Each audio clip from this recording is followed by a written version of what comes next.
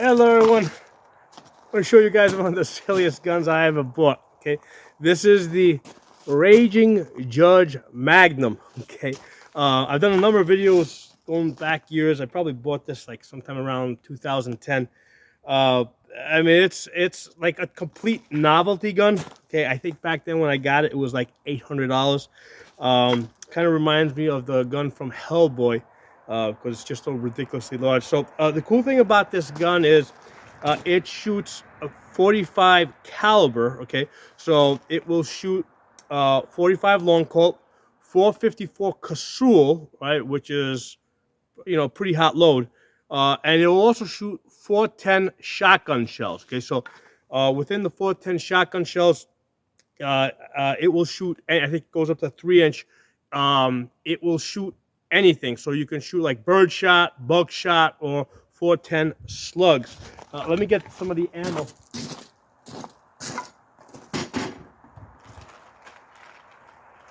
So these are reloads that I did probably about 4 or 5 years ago.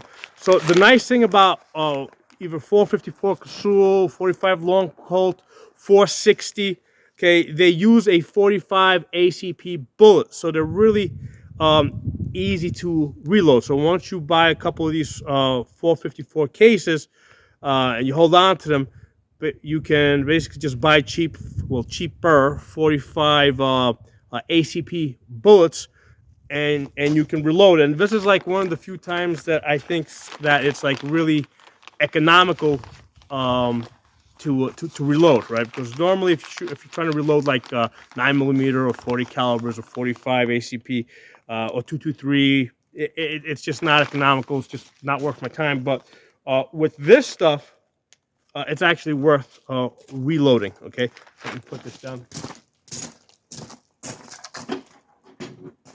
So I probably haven't shot this in about 2 or 3 years at this point. Basically, just look up the last video. Look up my videos. Like search my channel name and Raging Judge Magnum, and you'll see the videos I've done on this. So the last video I did on this is the last time I shot this. So this is a double action, single action, right? It's got an 8-inch barrel. It has 2 latches, right? So basically, to open up the revolver, you push here, and you also pull down here. Okay. What I reloaded this with unique 15 grains of unique on a 230 grain bullet. So the nice thing about unique, it's very versatile, like gunpowder. You can reload everything from like 380 all the way up to 500 Smith & Wesson. The last time I was reloading the 500 Smith & Wesson, they didn't have a published load on that. So basically, I started off with the 44 Magnum that's published, and I just brought it up slowly. Staying within the, basically I wanted to keeping it at the medium range as far as energy, right? So I tested through a chronograph. And I want to stay in that medium range. I don't need to go hot. Now, the thing with these bullets is these 45 ACP bullets, when you're shooting cheaper bullets, you can't push them too hot because they do start breaking apart. The good ammunition, right? Like if you buy like Barnes or one of the bullets themselves are harder, right? The jacketing is harder. And the lead inside it's of a harder alloy, so the 45 ACPs that I'm using are softer. So you can't push them too hard or too fast because they start breaking up. Okay, so this is a relatively light load. Let's fire a couple of shots here. Let's go double action. Let's see if I can hit that target at about 15 yards. Okay, we'll go double action first. Right.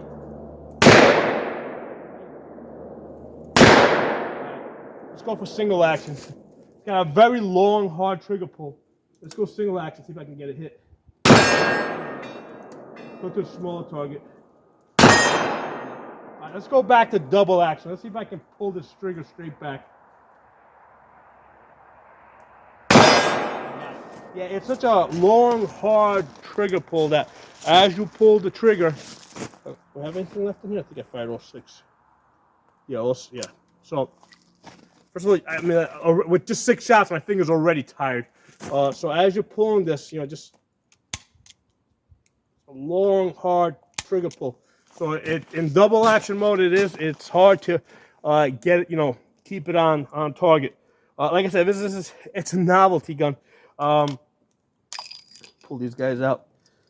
I'm gonna hold on to these guys in case I ever get it. I haven't reloaded in a long time, but I do hold on to these in case I ever do. Let me get some different.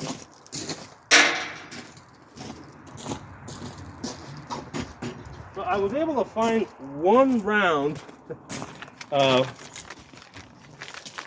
this reload.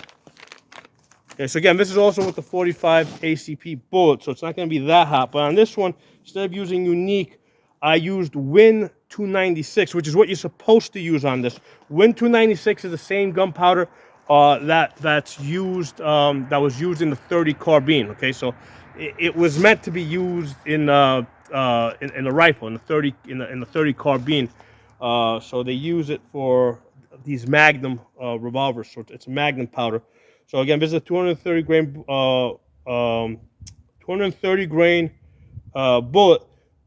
But with this one, it's 36 grains of Win 296. So this is gonna be a lot hotter because this is not by the book, right? Because with the Unique that I was shooting before, that's really downloaded because I kind of cooked up that recipe. This one's by the book, so this one we can go a little bit hotter. Let's put this down. I got one load, one round. I'm going to shoot it at a car rim that I have right there. Last time I shot it, it penetrated.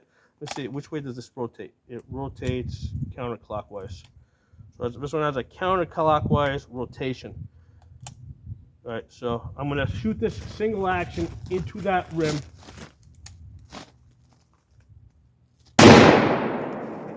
Let's see what kind of a hole we made.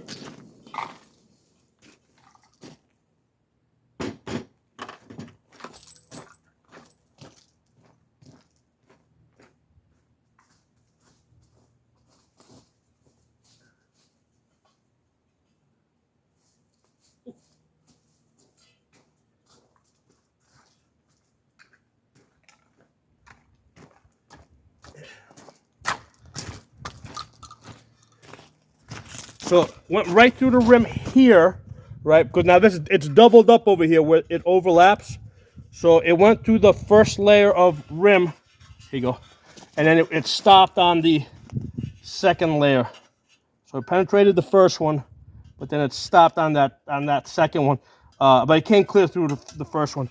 I'm gonna shoot the other ones, the softer reloads. Let's see if we get any penetration on this.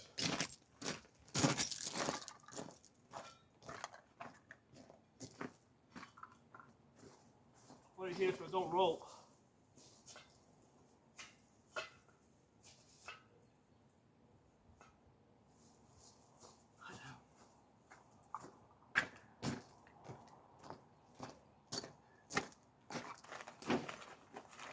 So yeah, I situated it so it'll have less roll over there. So we're going back to the reloads that I did with the Unique. So this is 15 grains of Unique. So this is like really downloaded. See if we can get penetration. In the last video, I probably ran this through the chronograph. So if you look that up, you'll see exactly what kind of energy these loads have. So we got 6 rounds here.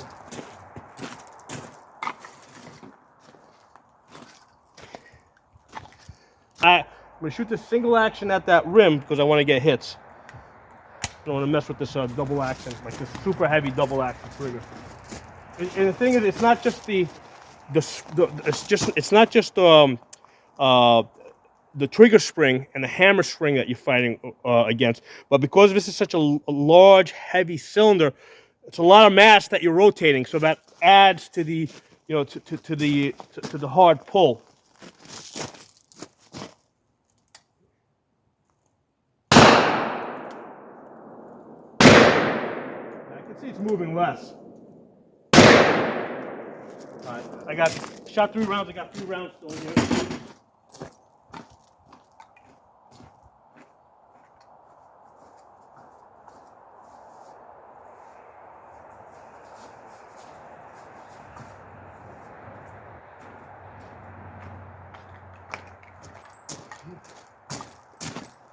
So even with the lighter loads, we did manage to get one to penetrate right there. One broke through, one almost broke through, one, it probably deflected, it hit high. Let's shoot the other three at this.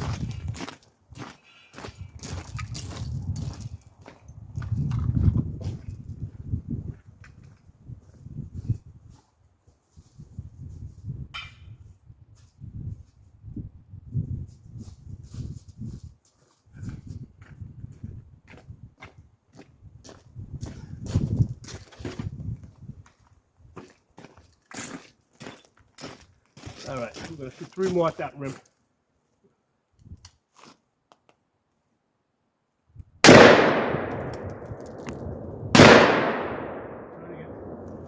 Turn it, rotate it a little bit.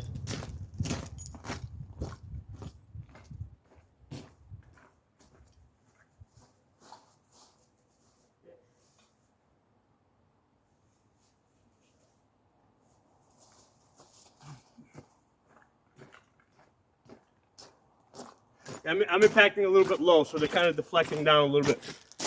So before I had the one that was high. I'm gonna hold like right center. Last one.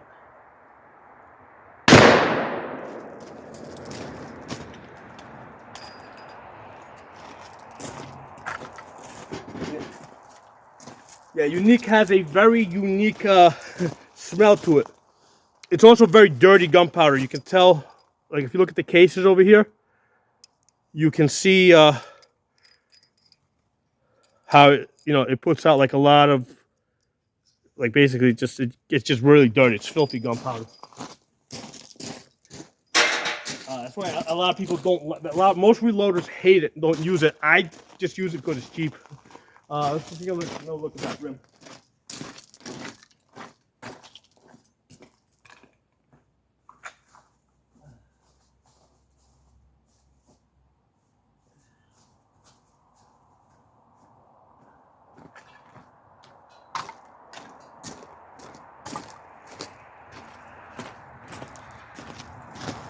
So yeah, they're kind of hitting on the angle of this. Yeah, so we only got one to really penetrate over here. Now keep in mind that like 9mm, like barely scratch. All it does is scratch it. 45 ACP barely scratches it. It barely dents. Usually doesn't even dent it. So this is hitting pretty hard on this rim. So the other interesting thing is that despite the power that this thing is delivering, right, as far as the felt recoil, there's hardly any felt recoil because the gun basically weighs 4.5 pounds. Okay, I believe I have weighed it I did weigh it sometime in the past, and yeah, I believe it weighs either 4.5 or 5 pounds, somewhere around there. It is a little bit heavier than my 500 Smith & Wesson. So even though the 500 Smith & Wesson has even more power, it's a lighter gun. So it really, like with the 500, I feel like I'm being hit here with a hammer, right? When I'm shooting this, it feels like I'm being hit with a hammer. This, even with the hotter load earlier, right? The first load I shot on the rim with the 296 Win 296, it's still, it delivers the power, but the recoil is really manageable, and the reason is because of the mass of the gun. Okay, that weight really picks up a lot of that recoil. But what I want to do now is one of the really cool things about this gun is that you can shoot these shotgun shells, right? So what are we shooting here? We got 8-ounce bird shot. Yeah, 8 and 1 number. Let's look at the box. Just trying to read it off this. So we've got number 8 shot, 1/2 ounce. So this is the 2 3/4 inch length. You can also get the 3 inches. We'll take 3 inches, which have even more power. But the nice thing about this, we're gonna shoot some plate distance.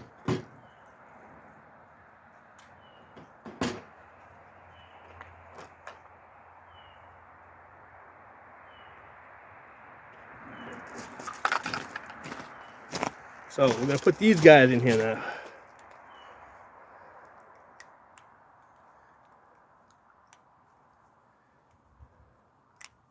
So the last time I shot, no, this is federal. This is pretty clean. There was this other stuff I had, thinking back like 2 years, where it was just a lot dirtier. And what would happen is after I shot it, like I wasn't able to like just push them out and eject them like that.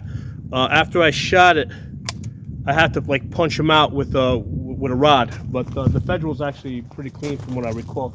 But let's put this down. All right, so we're gonna bust some clay discs now.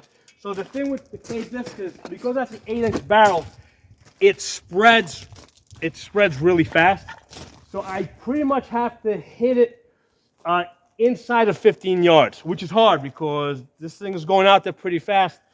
If you don't hit it within 50 yards, I mean, after that, you might be right on it, but what's happening is the shot spreads out so much that it can go all around it and not hit it. So you got to get it within 15 yards to break it.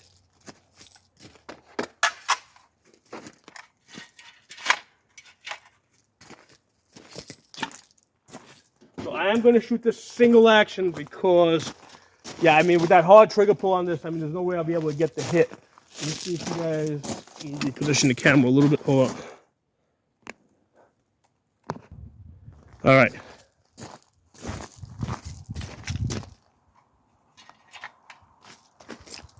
So let's see how to fly here. I'm going to cock this.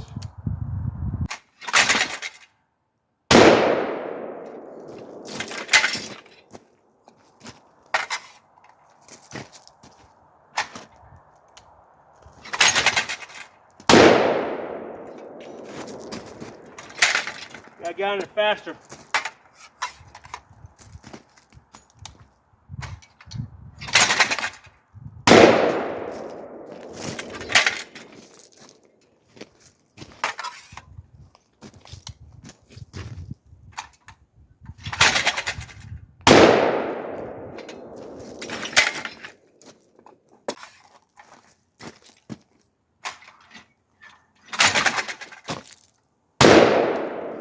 I was right on it, but it got too far out. I haven't done this in a while with this, so it's what it's doing is it's getting too far out. Got one more. And my aim is on it, but the shots just spread too far out.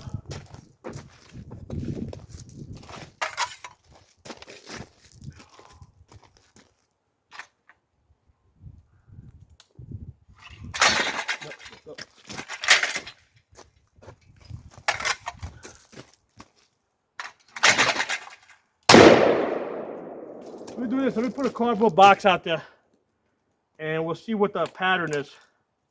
These guys came right up. Let me put a cardboard box out there. We'll see what the shotgun, what the spread is on this. All right, so I got a cardboard box over there, over the target, and I'm gonna fire one shot at it, and we'll see what the pattern is at 15 yards. So it's about 50 feet from here.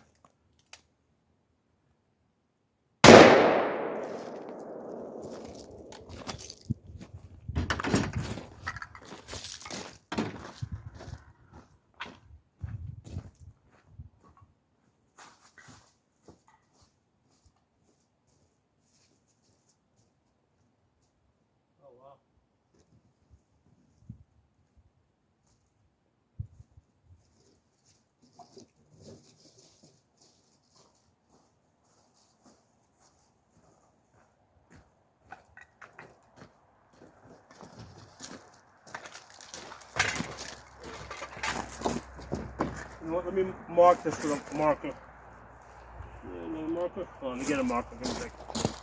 You're not going to be able to see it on the paper. All right, let me mark this up so you guys can see it for you.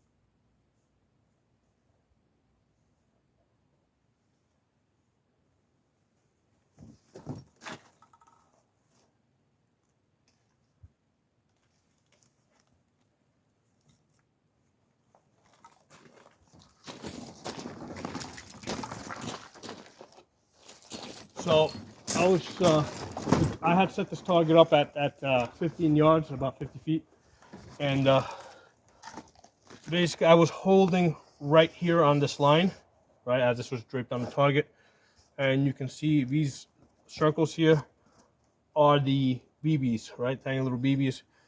So at 50 yards, I mean the pattern is like way too wide.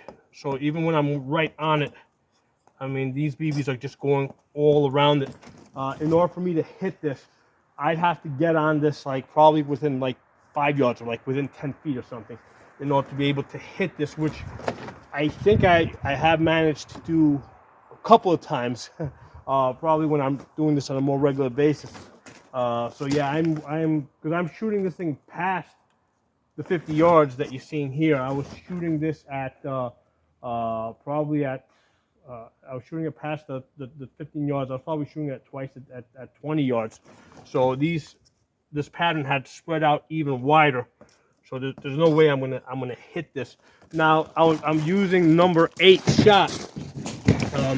The solution could also be, because it's such a short barrel, it loses so much power so quickly. Part of the solution would also be to go with a heavier ball. Like let's say with number 4, like instead of number 8, maybe use like number 4. Okay, so heavier, basically, heavier balls will hold together better. So that would probably be the solution to this. So anyway, I haven't done this in a while. I want to try it out, see how it works. Hope you guys enjoyed the video. Drop some comments. Yeah, this is definitely on my list of, like, I don't know, when I spent like $800 on this. Total waste of money, but a fun, interesting novelty, something interesting, cool to have in the collection. I mean, I wouldn't sell it, but I definitely wouldn't buy it again. Okay, so drop some comments. Let me know what you guys think. Talk to y'all soon.